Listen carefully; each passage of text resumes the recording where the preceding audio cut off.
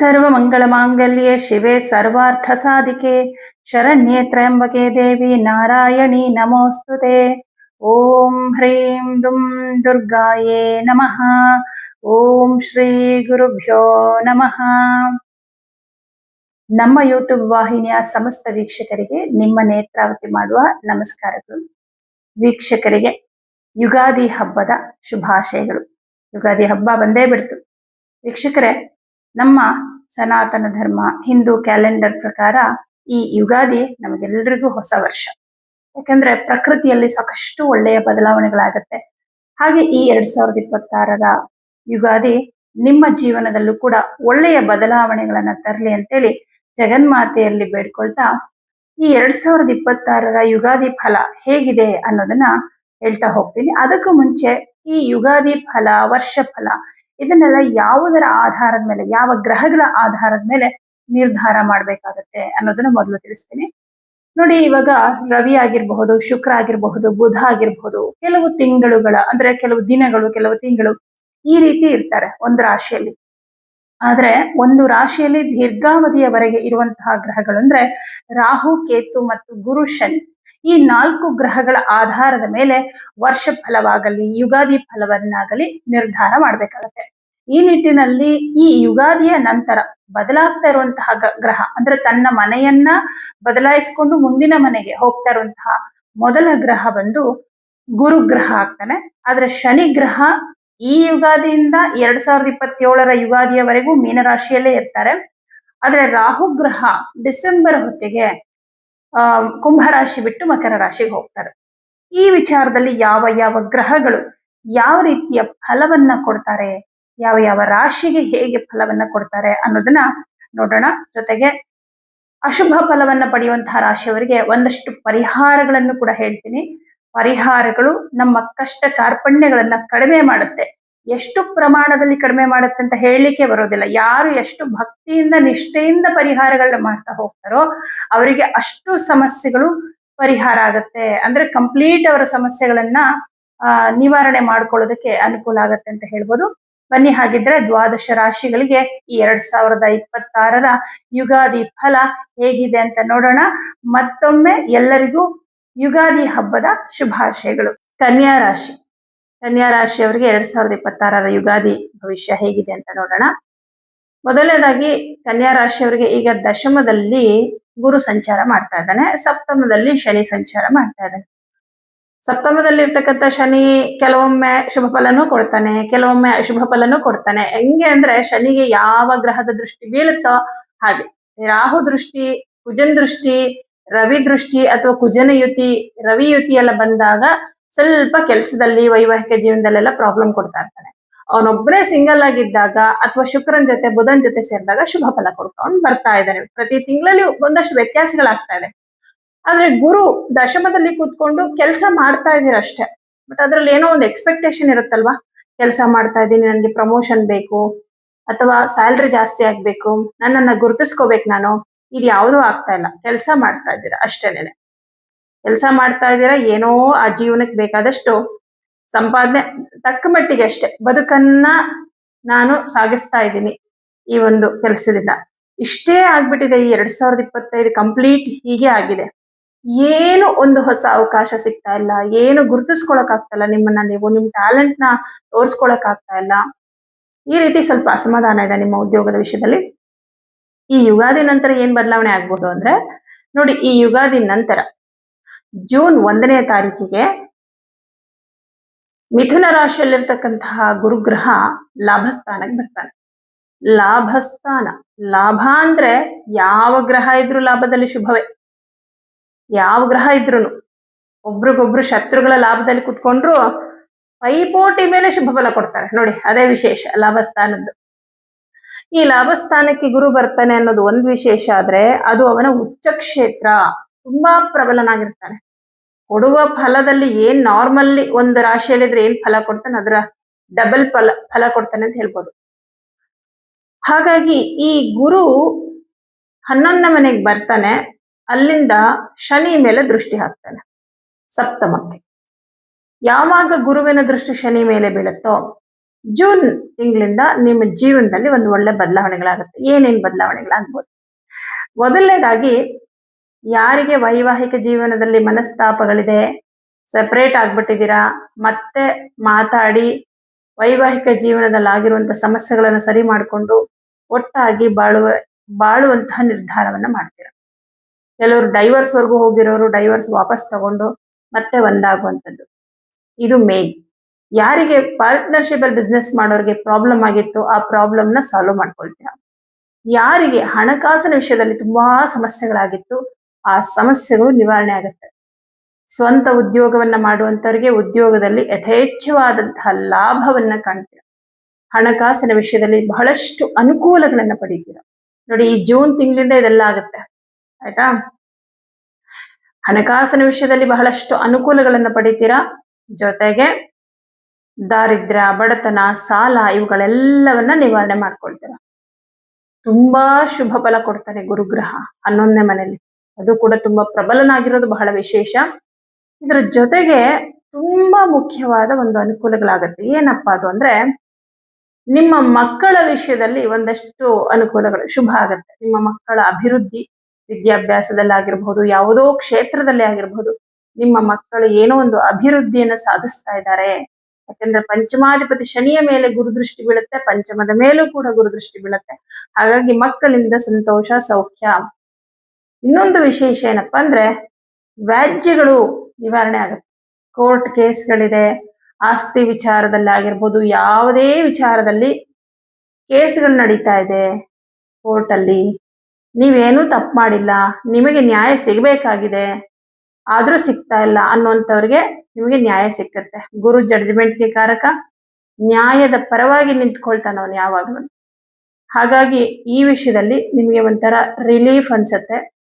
ಪಿತ್ರಾರ್ಜಿತ ಆಸ್ತಿಯ ವಿಚಾರದಲ್ಲಿದ್ದಂತ ಸಮಸ್ಯೆಗಳು ನಿವಾರಣೆ ಆಗಿ ನಿಮ್ಮ ಕೈಗೆ ಬರುತ್ತೆ. ಯಾಕಂದ್ರೆ ಚತುರ್ಥಾಧಿಪತಿ ಗುರುಗ್ರಹ. ನಿಮಗೆ ಮಾತೃ ಕಡೆಯಿಂದ ಆಸ್ತಿ ಅಥವಾ ಪಿತೃ ಕಡೆಯಿಂದ ಆಸ್ತಿ ನಿಮಗೆ ಬರ್ಬೇಕಿತ್ತು, ಆದ್ರೆ ಏನೋ ಕಾರಣಾಂತರಗಳಿಂದ ಅದು ಬರ್ತಾ ಇಲ್ಲ, ಏನೋ ಸಮಸ್ಯೆ ಆಗಿದೆ, ನಿಮ್ಮ ಸಹೋದರರು ಕೇಸ್ ಹಾಕಿರ್ತಾರೆ, ಇನ್ನೇನೋ ಸಮಸ್ಯೆ ಬಿಡಿ. ಆ ಸಮಸ್ಯೆ ಒಂದು ಸುಮಾರು ದಿನಗಳಿಂದ ಸಾಲ್ವ್ ಆಗದೆ ಹಾಗೇ ಉಳಿದಿತ್ತು. ಆ ಒಂದು ಸಮಸ್ಯೆ ಈ ಜೂನ್ ನಂತರ ಸಾಲ್ವ್ ಆಗೋದ್ರ ಮೂಲಕ ನಿಮ್ಮ ಕೈಗೆ ಆಸ್ತಿ ಬರುತ್ತೆ. ನೋಡಿ, ಆಸ್ತಿ ಲಾಭ. ತುಂಬಾ ಜನಕ್ಕೆ ಮನೆ ತಗೋಬೇಕು, ಸೈಟ್ ತಗೋಬೇಕು, ಒಂದು ವಾಹನ ತಗೋಬೇಕು ಅನ್ನೋ ಆಸಕ್ತಿ ಇರುತ್ತೆ, ಆಸೆ ಇರುತ್ತೆ.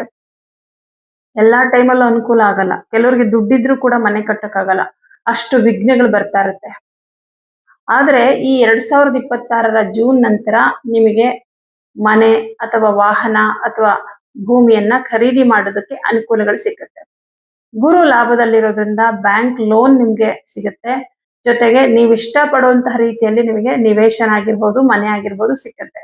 ಅಂದ್ರೆ ಒಂದು ಒಳ್ಳೆ ಬೆಲೆಗೆ. ಹೀಗೆ ಈ ವಿಷಯದಲ್ಲಿ ಬಹಳ ಶುಭ ಫಲವನ್ನ ಕೊಡ್ತಾನೆ. ಜೊತೆಗೆ ಗುರು ಲಾಭದಲ್ಲಿರೋದ್ರಿಂದ ನಿಮ್ಮ ಉದ್ಯೋಗದಲ್ಲಿ ಪ್ರಮೋಷನ್ ಆಗುವ ಸಾಧ್ಯತೆಗಳಿದೆ. ಪ್ರಮೋಷನ್ ಆಗತ್ತೆ, ಜೊತೆಗೆ ಸಂಬಳ ಕೂಡ ಜಾಸ್ತಿ ಆಗುತ್ತೆ. ಯಾಕಂದ್ರೆ ಗುರು ಅಂದ್ರೆ ಧನಕ್ಕೆ ಕಾರಕ. ನಿಮ್ಮ ಇನ್ಕಮ್ ಜಾಸ್ತಿ ಆಗುತ್ತೆ, ನಿಮ್ ಹತ್ರ ಬರ್ತಾ ಇರೋ ಹಣ ಜಾಸ್ತಿ ಆಗುವ ಹಾಗೆ ಮಾಡ್ತಾನೆ.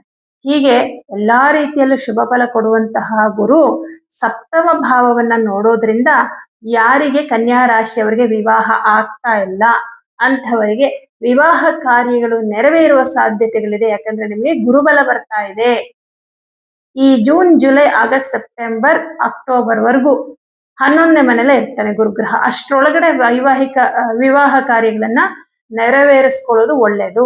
ಅಷ್ಟ್ರ ಮೇಲೆ ಏನಾಗ್ತಾನೆ ಅಂದ್ರೆ, ಅಕ್ಟೋಬರ್ 31ಕ್ಕೆ ಸಿಂಹ ರಾಶಿಗೆ ಬಂದ್ಬಿಡ್ತಾನೆ. ಸಿಂಹ ರಾಶಿಗೆ ಬಂದಾಗ ಒಂದು 3 ತಿಂಗಳು ನಿಮ್ಗೆ ಶುಭ ಫಲ ಕೊಡಲ್ಲ. ಯಾಕಂದ್ರೆ ಸಿಂಹ ರಾಶಿಗೆ ಅಕ್ಟೋಬರ್ 31ನೇ ತಾರೀಕು ಬಂದ್ರೆ ಗುರುಗ್ರಹ, ನವೆಂಬರ್, ಡಿಸೆಂಬರ್, ಜನವರಿ 26ರವರೆಗೂ ಅಲ್ಲೇ ಇರ್ತಾನೆ. ಆ 3 ತಿಂಗಳು ನಿಮ್ಗೆ ಸ್ವಲ್ಪ ಈ ವಿವಾಹ ಕಾರ್ಯಕ್ಕೆ ಸಂಬಂಧಪಟ್ಟಂತೆ ಏನು ಅನುಕೂಲ ಆಗಲ್ಲ. ಸ್ವಲ್ಪ ದುಡ್ಡು ಖರ್ಚಾಗ್ಬಿಡುತ್ತೆ, ತುಂಬಾ ವ್ಯಯ ಆಗ್ಬಿಡುತ್ತೆ. ಯಾಕೋ ದುಡ್ಡು ತುಂಬಾ ಖರ್ಚಾಗ್ತಿದಿಲ್ಲ ಅನ್ನುವಂತಹ ಆತಂಕ. ಸ್ವಲ್ಪ ಏನಾದ್ರೂ ಒಂದು ಸಣ್ಣ ಪುಟ್ಟದ್ದು ಒಂದು ಈ ಒಂದ್ 3 ತಿಂಗಳು ಸ್ವಲ್ಪ ಅಶುಭ ಫಲ ಇರುತ್ತೆ. ಸಣ್ಣ ಪುಟ್ಟದ್ದು, ತುಂಬಾ ದೊಡ್ಡ ಮಟ್ಟದಲ್ಲೇನಲ್ಲ, ಸಣ್ಣ ಪುಟ್ಟದಿರುತ್ತೆ. ತಿರ್ಗಾ 2027 ಜನವರಿ 26ಕ್ಕೆ ವಾಪಸ್ ಕರ್ಕಾಟಕ ರಾಶಿಗೆ ಹೋದ್ಮೇಲೆ 2027 ಜೂನ್ 26ರವರೆಗೂ ಕರ್ಕಾಟಕ ರಾಶಿಯಲ್ಲೇ ಇರ್ತಾನೆ. ಅಂದ್ರೆ ಮತ್ತೆ ಒಂದು 4-5 ತಿಂಗಳು ನಿಮ್ಗೆ ಒಳ್ಳೆ ಟೈಮ್. ಹಾಗಾಗಿ ಈ ಮಧ್ಯದಲ್ಲಿ ಒಂದ್ 3 ತಿಂಗಳು ಬಿಟ್ರೆ ಇನ್ ಎಲ್ಲಾ ಟೈಮಲ್ಲೂ ಕೂಡ ಗುರುಗ್ರಹ ನಿಮ್ಗೆ ತುಂಬಾ ಶುಭ ಫಲವನ್ನೇ ಕೊಡೋದ್ರಿಂದ ಬಹಳ ಚೆನ್ನಾಗಿದೆ ಈ ವರ್ಷ ಅಂತ ಹೇಳ್ಬೋದು. ಹಾಗೆ ಕನ್ಯಾ ರಾಶಿಯವರಿಗೆ ಪ್ರಸ್ತುತ ರಾಹುಗ್ರಹ 6ನೇ ಮನೆಯಲ್ಲಿದ್ದಾನೆ. ಈ ವರ್ಷ ಪೂರ್ತಿ ರಾಹುಗ್ರಹ 6ನೇ ಮನೆಯಲ್ಲಿ ಇರ್ತಾನೆ. ಬಟ್ ಡಿಸೆಂಬರ್ಗೆ ಅಂದ್ರೆ ಡಿಸೆಂಬರ್ 26 ಡಿಸೆಂಬರ್ 26 ಡಿಸೆಂಬರ್ ಎಂಡ್ ಅಲ್ಲಿ ರಾಹುಗ್ರಹ ಪಂಚಮಕ್ಕೆ ಬರ್ತಾನೆ. ಸ್ವಲ್ಪ ಈ ವರ್ಷದ ಕೊನೆ ಡಿಸೆಂಬರ್ ನಂತರ ಯಾರು ಸ್ವಲ್ಪ ಪ್ರೀತಿ ಪ್ರೇಮ ಅಂತ ಇದ್ದೀರೋ ಅವ್ರು ನಿಮ್ಮ ಪ್ರೀತಿ ವಿಷಯದಲ್ಲಿ ಏನೋ ಸ್ವಲ್ಪ ಮೋಸ ಆಗಬಹುದು, ಏನೋ ಆ ವಿಷಯದಲ್ಲಿ ದುಃಖ ಆಗ್ಬೋದು. ಆ ಒಂದ್ 2-3 ತಿಂಗಳು ಡಿಸೆಂಬರ್ ಜನವರಿ 2 ತಿಂಗಳು ನಿಮ್ಗೆ ಸ್ವಲ್ಪ ಕಷ್ಟದ ಸಮಯ. ಯಾಕಂದ್ರೆ ಆ ರಾಹು ಬಂದು 5ನೇ ಮನೆಯಲ್ಲಿ ಇರ್ತಾನೆ. ಬಟ್ ಜನವರಿ 2027 ಜನವರಿ 26ಕ್ಕೆ ವಾಪಸ್ ಗುರು ಲಾಭಕ್ಕೆ ಹೋದ್ಮೇಲೆ ಆ ಪಂಚಮವನ್ನ ನೋಡಿದಾಗ ರಾಹುವಿನ ಪ್ರಭಾವ ಕಮ್ಮಿ ಆಗತ್ತೆ. ಬಟ್ ಏನಂದ್ರು ಆ ಪಂಚಮ ಕೂಡ ಗುರುವಿನ ನಿಜ ಸ್ಥಾನ ಆಗಿರೋದ್ರಿಂದ ಪ್ರೀತಿ ಪ್ರೇಮದ ವಿಷಯದಲ್ಲಿ ಸ್ವಲ್ಪ ದುಃಖವನ್ನ ಈ ವರ್ಷದಲ್ಲಿ ನೀವು ಫೇಸ್ ಮಾಡ್ಬೇಕಾಗತ್ತೆ. ಬಟ್ ಈ ಪ್ರಾಬ್ಲಮ್ ಡಿಸೆಂಬರ್ ನಂತರ ಬರುತ್ತೆ, ಅಷ್ಟರೊಳಗಡೆ ಏನ್ ಬರಲ್ಲ. ಇನ್ನು ಒಳ್ಳೆ ಫಲ ಅಂತ ಹೇಳದ್ನಲ್ಲ, ಕುಟುಂಬ, ವೈವಾಹಿಕ ಜೀವನ, ಹಣ, ಉದ್ಯೋಗ ಪ್ರತಿಯೊಂದ್ರಲ್ಲೂ ಶುಭ. ವಿಶೇಷ ಏನು ಈ ವರ್ಷದ ವಿಶೇಷ ಏನಂದ್ರೆ ಪ್ರಾಪರ್ಟಿ ತಗೋಬೇಕು ಅಂತ ಅನ್ಕೊಂಡಿರೋರಿಗೆ ತುಂಬಾ ಒಳ್ಳೆ ಟೈಮ್. ನೀವ್ ಅನ್ಕೊಂಡಂಗೆ ನಿಮ್ಗೆ ಸಿಕ್ಬಿಡ್ತು ನಿವೇಶನನೋ ಮನೆನೋ, ನೀವ್ ಅನ್ಕೊಂಡಿರ್ಲಿಲ್ಲ ದುಡ್ಡು ಅರೇಂಜ್ ಆಗ್ಬಿಡ್ತು, ನೀವ್ ಅನ್ಕೊಂಡಿರ್ಲಿಲ್ಲ ಲೋನ್ ಸ್ಯಾಂಕ್ಷನ್ ಆಗ್ಬಿಡ್ತು, ಎಲ್ಲ ನೀವ್ ಅನ್ಕೊಂಡಿದ್ದಕ್ಕಿಂತ ಒಳ್ಳೆ ರೀತಿನಲ್ಲೆಲ್ಲ ಆಗೋಯ್ತು. ಮನೆ ಕಟ್ಟಬೇಕು ಅಥವಾ ಮನೆ ತಗೋಬೇಕು ಅನ್ನೋ ಯೋಗ ಇದ್ರೆ ಹಾಗೇನೇನೆ. ಕೆಲವ್ರು ಪಾಪ ಶುರು ಮಾಡ್ಬೇಕು ಅಂದ್ರೆ ಎಷ್ಟು ವರ್ಷಗಳಿಂದ ಒದ್ದಾಡ್ತಿರ್ತಾರೆ, ಆಗಲ್ಲ. ಮನೆ ಅನ್ನೋದು ಕೂಡ ಋಣಾನುಬಂಧ ರೂಪೇಣ ಪಶುಪತ್ನಿ ಸುತಾಲಯ ಆಲಯ. ಆಲಯ ಅನ್ನೋದು ಕೂಡ ಋಣ ಇದ್ರೆ ಮಾತ್ರ. ನಾವೊಂದು ಆಲಯವನ್ನ ನಿರ್ಮಾಣ ಮಾಡ್ಬೇಕು, ಒಂದು ಸ್ವಂತ ಮನೆಯನ್ನ ಕಟ್ಟಬೇಕು ಅಂದ್ರೂ ಕೂಡ ಋಣ ಇರ್ಬೇಕು.